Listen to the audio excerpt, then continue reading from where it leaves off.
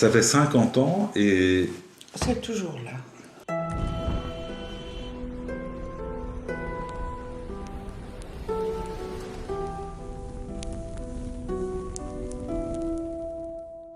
Tout le temps, ça revient, quoi. Si je vois à la TV qu'il y a des problèmes, un incendie ou n'importe quoi, la nuit, j'en rêve. Ça. ça Je fait- crois que toute personne qui est passée par là, c'est la même chose.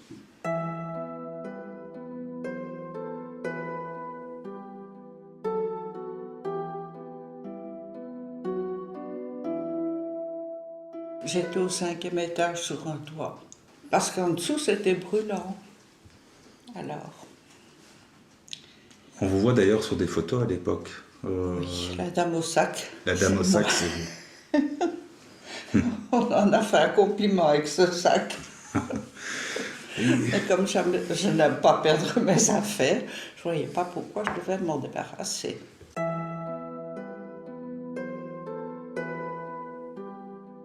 On était allé au réfectoire et puis quand on est remonté, on s'est assis parce que les bureaux n'ouvraient qu'à l'heure. On s'est assis en attendant et puis on entendait la sonnette. Ça sonnait, ça sonnait. Là, on a dit il y a quelque chose qui n'est pas normal.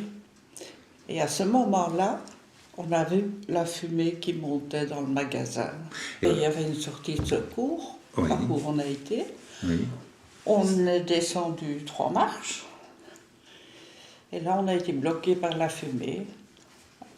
Parce que c'était vraiment un mur opaque. On était quand même à 4 ou 5. Et il y a un monsieur qui a ouvert une fenêtre qui était là. Et nous avons sauté, quoi, à la hauteur d'un mètre plus bas sur la plateforme. Et on a attendu là. Et combien de temps? Je ne saurais pas vous le dire. Tout ce que je sais, c'est que les pompiers étaient venus et nous faisaient toujours signe d'aller vers la cheminée.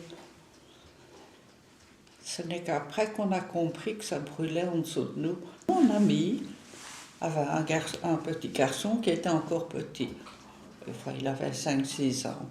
Et ce qu'elle m'a dit sur le toit, elle me dit, écoute, tu t'occupes du petit si je ne suis plus là. Alors je l'ai secoué, je lui ai flanqué une paire de baffes en disant, réfléchis à pas ce que tu dis. Vous avez quand même un caractère. Oui, j'ai Quel est- pas vite peur, vous savez. Mais ce jour-là, vous avez eu peur quand même, non? Eh bien non. Et moi qui ai le vertige, quand j'étais dans le truc, je n'avais pas le vertige. Comment on est à ce moment-là? C'est un état de. Moi, j'étais occupée à étudier comment descendre. Il y avait un fil électrique au milieu. On nous a acheté une corde de l'autre côté, mais une toute fine corde. Et puis il y a eu des gens qui ont eu une toile de pompier, qui ont tenu des volontaires qui tenaient la toile. Moi, j'ai sauté dans la toile. Malheureusement, j'aurais mieux fait de ne pas le faire parce que j'ai fait fracture de la colonne avec tassement vers l'avant et commotion cérébrale, mais qu'on n'a vu qu'un an après.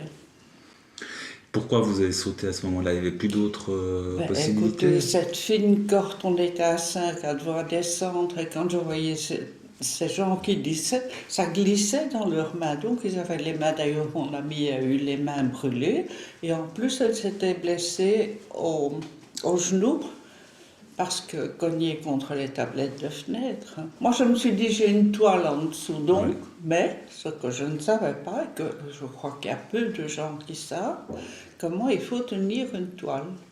Maintenant je sais.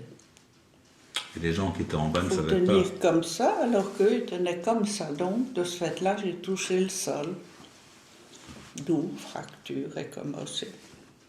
Je suis tombée en syncope après. Et on a dû me retirer de la toile.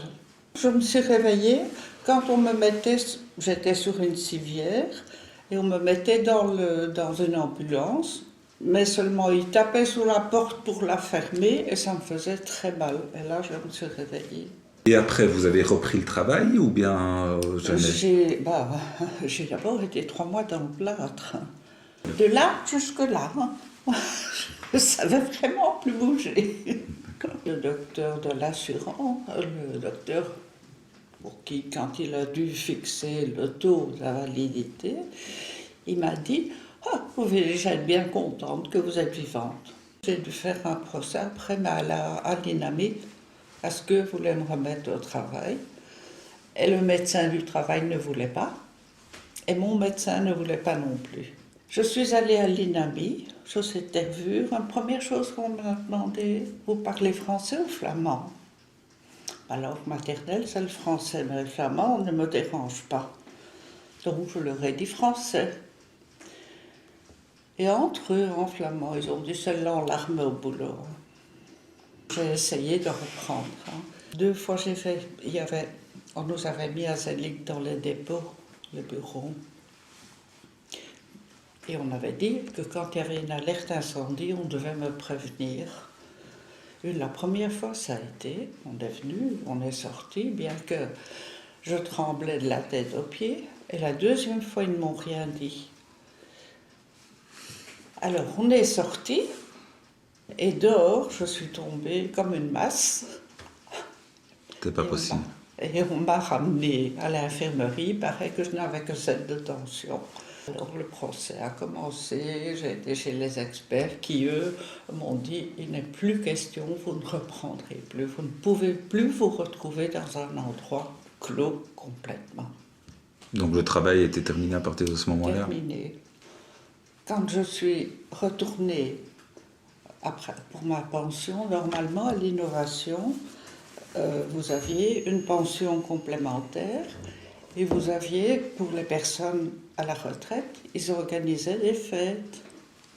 Et quand je suis retournée, donc au moment de ma pension, ils m'ont dit « mais vous n'avez pas droit à tout ça ».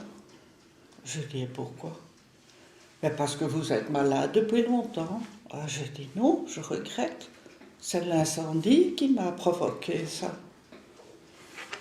J'ai eu à faire. Au fond, l'innovation a fait un geste vers vous, d'une manière ou d'une autre, à un moment donné?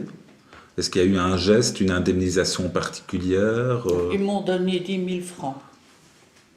Immédiatement après l'accident ou peu de temps après? Quand j'étais pour ma pension, parce que j'ai été trouver le grand directeur en disant « écoutez, c'est pas normal. Moi, si j'ai été à la maison, c'est parce que les circonstances étaient telles. » Il m'a dit « on vous donne 10 000 francs, comme ça vous êtes contente. » Et ce qui m'a changé, c'est que j'ai dû rester à la maison. Or, j'adorais mon métier. Est-ce que parfois vous vous êtes dit j'aurais mieux fait de prendre la corde Oh non, non. jamais. C'était le choix qui s'imposait pour vous? C'était mon caractère de le faire comme ça. Et bah.